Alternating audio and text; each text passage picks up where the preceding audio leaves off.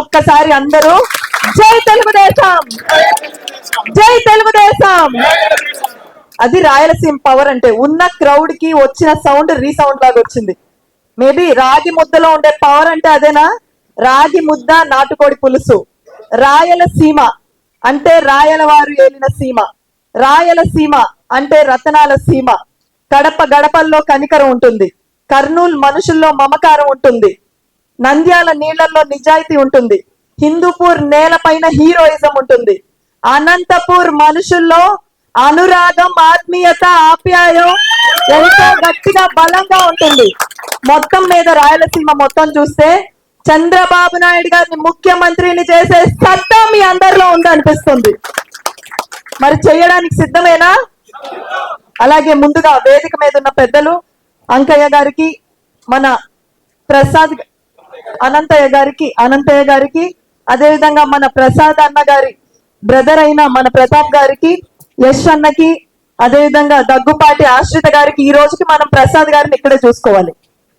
ఆశ్రిత గారికి, అదేవిధంగా Telugu professionals wing general secretary Kondaiah గారికి, ఇంకొక జనరల్ సెక్రటరీ మా సురేంద్ర అన్నకి, తెలుగు ప్రొఫెషనల్ వింగ్ కుటుంబ సభ్యులందరికీ, అదేవిధంగా హైదరాబాద్ లో నాటు బాంబుల్లా నివాసం ఉంటున్న సీమ బిడ్డలందరికీ పేరు పేరున నమస్కారం అండి. ఈ రోజు ఎప్పుడు బయటికి రాని మనం అందరం బయటికి రావాల్సి వచ్చింది. ఎంతో మంది గొప్ప రాజకీయ నాయకుల్ని ఈ రాష్ట్రానికి అందించిన నేల రాయలసీమ. ఆ రోజు పివి నరసింహారావు గారిని నంద్యాల నుంచి ఎంపీ చేసిన, హిందూపూర్ నుంచి అన్న నందమూరి తారక రామారావు గారిని గెలిపించిన, అదేవిధంగా నారా చంద్రబాబు నాయుడు గారిని ఈ రాష్ట్రానికి, దేశానికి ఒక సంపదగా ఇచ్చిన అది రాయలసీమ గడ్డ వల్లే అవుతుంది. ఒక ప్రథమ స్వతంత్ర యోధుడైన ఉయ్యాలవాడ నరసింహారెడ్డి గారు జన్మించిన నేల రాయలసీమ. అటువంటి నేల నుంచి వచ్చిన మీ అందరి ముందు మాట్లాడడం నేను చాలా అదృష్టంగా భావిస్తున్నా. ఈ రోజు మనం ఎప్పుడు బయటికి రాని వాళ్ళం, రాజకీయాలతో సంబంధం లేని మహిళలు కూడా ఈ రోజు బయటికి రావడానికి ఒక కారణం ఉందండి. చంద్రబాబు నాయుడు గారు ఈ రోజు రాష్ట్రానికి, ఇక్కడ పర్టికులర్ గా హైదరాబాద్ లో ఉంటున్న మనందరికీ కూడా జీవితాలు ఇవ్వడానికి కానివ్వండి, మనందరం ఈ రోజు ఇక్కడ ఉంటున్నామంటే ఒక కారణం కానివ్వండి చంద్రబాబు నాయుడు గారి విజన్. అలాంటి నాయకుడిని అన్యాయంగా, అక్రమంగా ఒక్క సాక్ష్యం కూడా ఈ రోజుకి ప్రొడ్యూస్ చేయకుండా జైల్లో పెట్టారు. ఆ విషయం పైన బాధించి ఎప్పుడు రాజకీయాలతో సంబంధం లేని మనం అందరం ఒక అడుగు ముందుకేసి ఎలాగైనా కూడా ఈ రోజు చంద్రబాబు నాయుడు గారిని గెలిపించుకోవాలి అనుకోవడం ఒక కారణం అయితే, ప్రపంచంలోనే టాప్ గా ఉండాల్సిన తెలుగు జాతి ఈ రోజు మాది ఆంధ్రప్రదేశ్ అని చెప్పుకోవడానికి కూడా సిగ్గుపడేలాగా వచ్చిన పరిస్థితి దానికి కారణం. మనకి అనంతపూర్ లో కియా లాంటి లార్జెస్ట్ FDI తీసుకొచ్చింది మన నాయకుడు. అనంతపూర్ లో 2000 కోట్లు పెట్టి డ్రిప్ ఇరిగేషన్ పెట్టి కరువు రహిత ప్రాంతంగా అనంతపూర్ ని మార్చి హార్టికల్చర్ హబ్ గా మార్చింది మన నాయకుడు. అనంతపూర్ లో ఎన్నో సమస్యలను తీసేసి ఇండస్ట్రీస్ ని తీసుకొని వచ్చి నీళ్ళు ఇచ్చి, ముఖ్యంగా కరువు ప్రాంతమైన మన అనంతపూర్ కి పట్టిసీమ ద్వారా పులివెందులకి సైతం నీళ్ళిచ్చింది కూడా మన నాయకుడే. ఇలాగా ఎన్నో అభివృద్ధి పథకాల ద్వారా ఫ్యాక్షన్ నేపథ్యంగా ఉండాల్సిన రాయలసీమని రతనాల సీమగా మార్చింది చంద్రబాబు నాయుడు గారు. కానీ మన అనంతపూర్ కానివ్వండి, రాయలసీమ కానివ్వండి, గత 5 ఏళ్లుగా మన పరిస్థితి ఏంటో చూద్దాం. ఎన్నో వాగ్దానాలు చేశారు.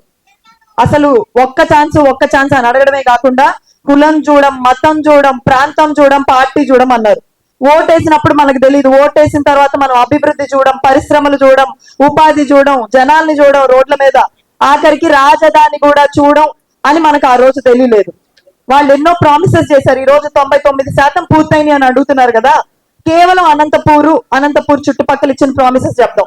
జిల్లాకు ఒక ఎయిర్పోర్ట్ తెస్తానన్నారు, మరి అనంతపూర్ లో వచ్చిందా?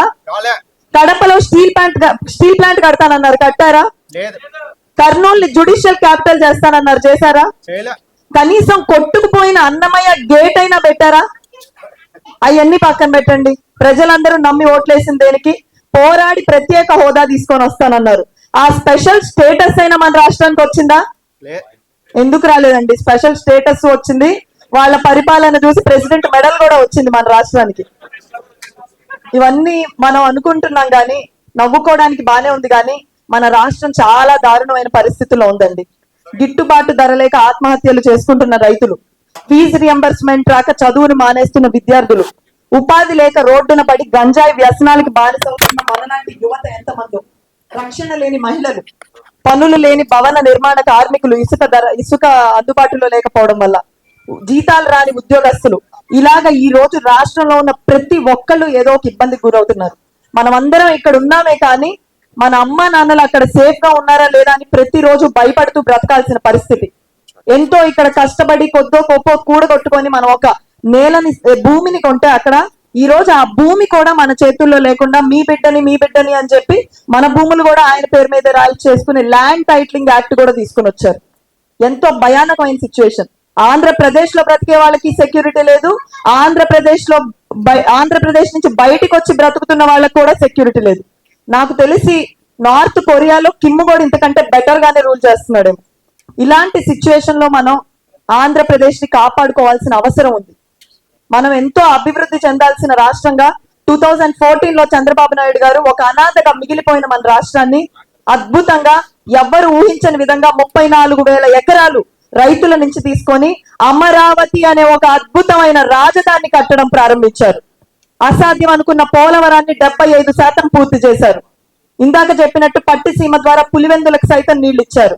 Kia, Franklin Templeton, HSBC, HCl, Lulu ఇలాంటి ఎన్నో కంపెనీలు తీసుకొని వచ్చి కొన్ని లక్షల మందికి ఉపాధిని కల్పించారు. కానీ ఈ రోజు మన రాష్ట్రంలో పరిస్థితి ఏంటి? ఇవన్నీ తలుచుకొని కూడా మనం ఎవ్వరం భయపడక్కర్లేదండి. ఎందుకంటే మనకి ఇంకా ఒక ఆయుధం ఉంది. మనం ఇప్పుడు ఒక అడుగు వెనకబడ్డామే గాని మనం కింద పడిపోలేదు. ఎందుకంటే మనల్ని కింద పడిపోకుండా పట్టుకోవడానికి నారా చంద్రబాబు నాయుడు అనే నాయకుడు ఉన్నారు. ఆ నాయకుడు మన రాష్ట్రానికి ఉన్నంత వరకు మనం ఎవ్వరం భయపడక్కర్లేదు. ఎందుకంటే చంద్రబాబు నాయుడు గారికి మించి సంక్షోభాన్ని అవకాశంగా మార్చే నాయకులు ఈ రాష్ట్రంలోనే కాదు దేశంలోనే ఎవ్వరూ లేరు. ఇది సంక్షోభమే, రాష్ట్రంలో అతిపెద్ద సంక్షోభమే. కానీ దీన్ని మళ్ళీ తిరిగి అభివృద్ధిగా మార్చగలిగిన నాయకుడు చంద్రబాబు నాయుడు గారు. ఆయన అభివృద్ధి గురించి చూసుకుంటారు. మనం చేయాల్సిన పని ఒకటి ఉంది. ఆయన్ని భారీ మెజారిటీతో అత్యధిక సీట్లతో వాళ్ళు వినాశనం చేసిన వాళ్లే వై నాట్ 175 అంటున్నారు. మనం వై నాట్ పులివెందుల అన్నదే టార్గెట్ గా పెట్టుకొని ఖచ్చితంగా ఈసారి చంద్రబాబు నాయుడు గారి గెలుపుని దేశం మొత్తం చూసే విధంగా చేయాలి. ఈ రోజు చంద్రబాబు నాయుడు గారు అక్రమంగా అరెస్ట్ అయితే మనకి తోడుగా నుంచున్న నాయకుడు పవన్ కళ్యాణ్ గారు.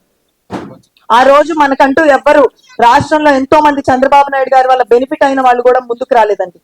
అలాంటిది మనకి పవన్ కళ్యాణ్ గారు తోడొచ్చారు. చంద్రబాబు నాయుడు గారు అగ్ని లాంటి వారు, పవన్ కళ్యాణ్ గారు వాయువు లాంటి వారు. ఈ రోజు అగ్నికి వాయువు తోడైంది. 3 జెండాలు వేరైనా కూడా ఎజెండా మాత్రం ఒక్కటే. ఆంధ్రప్రదేశ్ ప్రగతే వారి ఎజెండా. ఆ ప్రగతికి మనం ఓట్లేద్దాం, ఖచ్చితంగా గెలిపించుకుందాం. ఈ రోజు మన అనంతపూర్ పరిస్థితే చూద్దాం. ఎంతో వెనకబడి ఉన్న ప్రాంతంగా ఉన్న మన ప్రాంతాన్ని ఈ రోజు కియా గురించి దేశం మొత్తం చెప్పుకునేలా చేశారు. ఆయనకి మనం తిరిగి రుణం తీర్చుకోవాల్సిన సమయం వచ్చింది. మీ అందరికీ నేను కియా గురించి కొత్తగా చెప్పేది ఏం లేదు. ఒకప్పుడు ఎకరా ఎంత ఉండేది, ఇప్పుడు ఆఖరికి సచిన్ టెండూల్కర్ గారు కూడా అనంతపూర్ లో వచ్చి ఇన్వెస్ట్మెంట్ పెట్టే రేంజ్ కి వచ్చింది అంటే కేవలం అది చంద్రబాబు నాయుడు గారి వల్ల. ఇలాంటి కియాలు రాష్ట్రంలో ప్రతి జిల్లాకి ఒకటి తీసుకొని వచ్చే సామర్థ్యం ఉన్న నాయకుడు చంద్రబాబు గారు. గత 5 ఏళ్లలో చంద్రబాబు నాయుడు గారు వచ్చుంటే కియా లాంటి కంపెనీలు, ఇండియాస్ లార్జెస్ట్ ఎఫ్డిఏలు ప్రతి జిల్లాలో ఒకటి వచ్చేది. జిల్లాకు ఒక ఎయిర్పోర్ట్ అంటే ఆ రోజు కొంతమంది మీమ్స్ వేసి నవ్వారు జగన్మోహన్ రెడ్డి గారు చెప్తే. కానీ అదే చంద్రబాబు నాయుడు గారు చేసి చూపించగలరు. ఆయన మీద మనందరికీ ఉన్న భరోసా అలాంటిది. అనంతపూర్ ప్రజలందరూ ఈ రోజు ఆయన రుణం తీర్చుకోవాల్సిన అవసరం వచ్చింది. ఆయన రుణం తీర్చుకునే అవకాశం మనకి దగ్గుపాటి ప్రసాద్ గారి ద్వారా దొరికింది. దగ్గుపాటి ప్రసాద్ గారు మన కుటుంబ సభ్యుడిలాగా అనుకొని నేను మీ అందరినీ రిక్వెస్ట్ చేస్తుంది ఒకటే.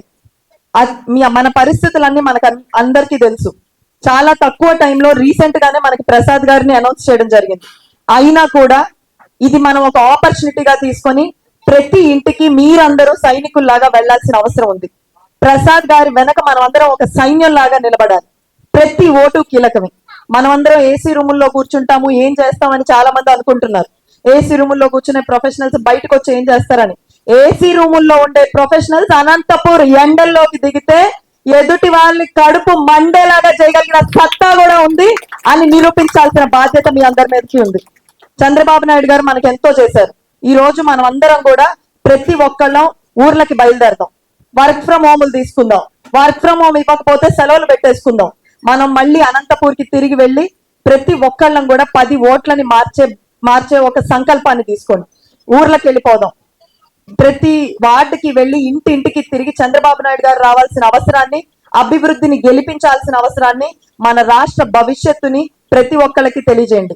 అన్నిటికంటే ముఖ్యంగా ఈ రోజు వైసీపీ చేస్తున్న దుష్ప్రచారం ఏంటంటే సంక్షేమ పథకాలు రావు చంద్రబాబు నాయుడు గారు వస్తే అని. ప్రతి ఇంటికి తిరిగి చెప్పండి, సంక్షేమం మొదలైందే అన్న నందమూరి తారక రామారావు గారి నుండి, సంక్షేమం మొదలైందే తెలుగుదేశం పార్టీ నుంచి. 2 రూపాయల కిలో బియ్యం కానివ్వండి, ఆ రోజు కూడు గుడ్డ అనే నినాదంతో ఆ రోజు ప్రారంభించిన సంక్షేమం కానివ్వండి, ప్రతి ఒక్కళ్ళు ప్రజలకు ఎక్స్ప్లెయిన్ చేయండి. రేపు చంద్రబాబు నాయుడు గారు వస్తేనే సంపద సృష్టించి సంక్షేమం ఇస్తారు అన్న నిజాన్ని ప్రజల్లోకి తీసుకెళ్ళండి. ఈ రోజు వాలంటీర్ వ్యవస్థ ద్వారా ప్రతి గ్రామంలో కూడా అబద్ధపు ప్రచారాలు జరుగుతున్నాయి. దాన్ని తిరిగి చెప్పే బాధ్యత మనందరం తీసుకుందాం. సంక్షేమం అయినా అభివృద్ధి అయినా చంద్రబాబు నాయుడు గారి వల్లే వస్తుందన్నది చెప్దాం. ఈ రోజు 6 గ్యారంటీలు చంద్రబాబు నాయుడు గారు ఇచ్చారు. ప్రతి ఒక్కళ్ళం ఒక ప్రాజెక్ట్ వస్తే దాని గురించి ఎలా క్షుణ్ణంగా తెలుసుకొని ఆ ప్రాజెక్ట్ ఇంప్లిమెంట్ చేస్తామో, ఇప్పుడు మనం తీసుకునే ప్రాజెక్ట్ P4 అన్నది సార్ ఇంట్రడ్యూస్ చేస్తే P3 అన్నది మనం తీసుకుందాం. Professionals for party partnership. ఈ విధానంలో మనం నెక్స్ట్ 10 days కనుక ప్రతి ఒక్కళ్ళం 10 ఓట్లు మార్చే ఒక సంకల్పం తీసుకొని ప్రతి ఇంటికి తిరిగి ఆ సందేశాన్ని అందిస్తే గెలుపు గురించి మనం భయపడక్కర్లా, కేవలం మెజారిటీ గురించి ఆలోచించే పరిస్థితికి మనం వస్తాం. దగ్గుపాటి ప్రసాద్ గారు ఉత్తమ ఎంపీపీగా ప్రధానమంత్రి దగ్గర అవార్డు తీసుకున్న ఒక నాయకుడు. ఈ రోజు ఇక్కడికి రాగానే మీరందరూ చూడొచ్చు, మీ ఫోన్లలోకి ఇది వచ్చేసి ఉంటుంది. నాకు తెలిసి రాష్ట్రంలో ఏ నాయకుడు ఇంత క్లియర్ గా మీకు ఏం చెయ్యబోతున్నాను అన్నది ఇంత క్లియర్ గా చెప్పిన నాయకుడు ఈ రాష్ట్రంలోనే లేదు. అవునా కాదా?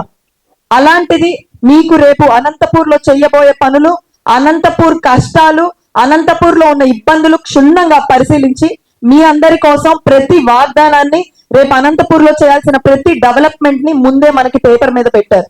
ఇంత క్లియర్ గా క్షుణ్ణంగా అనంతపూర్ లో ఉన్న ఇబ్బందులన్నీ తెలుసుకున్న నాయకుడు అంతకంటే బెటర్ క్లారిటీతో రేపు డెవలప్మెంట్ చేస్తారు అన్న నమ్మకం నాకైతే ఉంది. గెలిపించాల్సిన బాధ్యత, రేపు మెజారిటీ తీసుకురావాల్సిన బాధ్యత మీ అందరి మీద ఉంది. ఈ రోజు దగ్గుపాటి ప్రసాద్ గారి నేపథ్యం చూస్తే మనందరి లాగానే ఒక చిన్న ఇంట్లో ఒక చిన్న కుటుంబంలో పుట్టి మనందరికి ఒక ఆదర్శం లాగా ఈ రోజు నిలబడ్డారు. ఆయన్ని గెలిపిస్తే మనల్ని మనం గెలిపించుకున్నట్టే అన్నది మీరు అందరూ అర్థం చేసుకోవాలి. ప్రతి ఒక్కళ్ళకి తెలుసు కష్టంతో ఎదగడం, ఎంత శ్రమ పెడితే కష్టంతో ఈ రోజు ఈ స్థాయికి ఎదిగారు.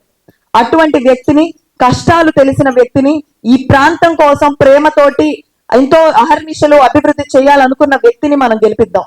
ఒక్కసారి ఆలోచించండి, ఈ రోజు వైఎస్ఆర్సీపీలో నా ప్రాంతానికి అభివృద్ధి చేద్దాం, నా మనుషులకి మంచి చేద్దాం అనుకున్న నాయకులు ఒక్కళ్ళైనా ఉన్నారా? చంద్రబాబు నాయుడు గారు తీసుకున్న ప్రతి అభ్యర్థి వాళ్ళ ప్రాంతం పైన ప్రేమతో, వాళ్ళ మనుషులకి ఏదో ఒకటి చేద్దాం అన్న నినాదంతోనే వచ్చిన వాళ్ళు. అందులో ఒకరు దగ్గుపాటి ప్రసాద్ గారు.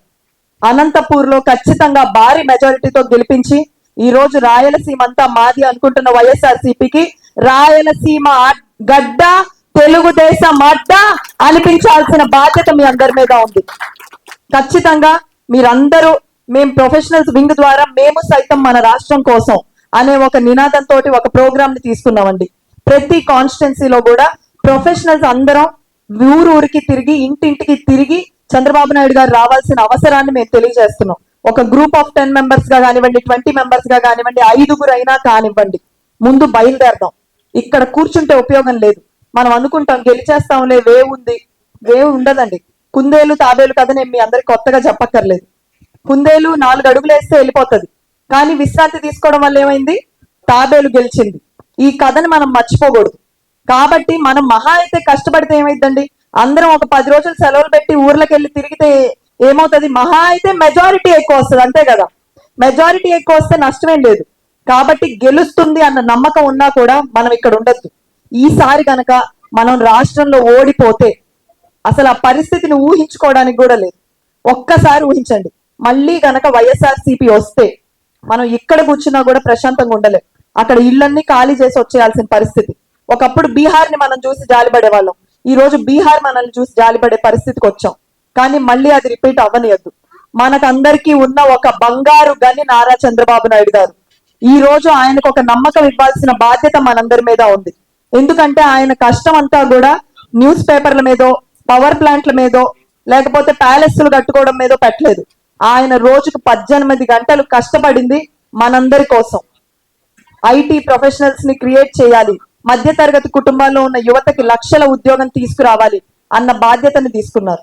రేపు ఖచ్చితంగా మీరు ఆయన కోసం అండగా నిలబడి ఆయన రుణం తీర్చుకునే అవసరం ఉంది అన్న నమ్మకంతో మళ్ళీ తిరిగి ఊర్లకు బయలుదేరారు. మేము సైతం మన రాష్ట్రం కోసం అంటూ ప్రతి ఒక్కళ్ళు కదలాలి అని కోరుకుంటూ 2 నెలల్లో దగ్గుపాటి ప్రసాద్ గారిని అసెంబ్లీకి పంపిస్తారు అని నమ్ముతూ చంద్రబాబు నాయుడు గారి నోటి నుండి నారా చంద్రబాబు నాయుడు అని నేను అన్న మాటని మీరందరూ తెప్పించే సంకల్పం తీసుకుంటారని నమ్ముతూ ఇక్కడి నుంచి వెళ్తున్నా.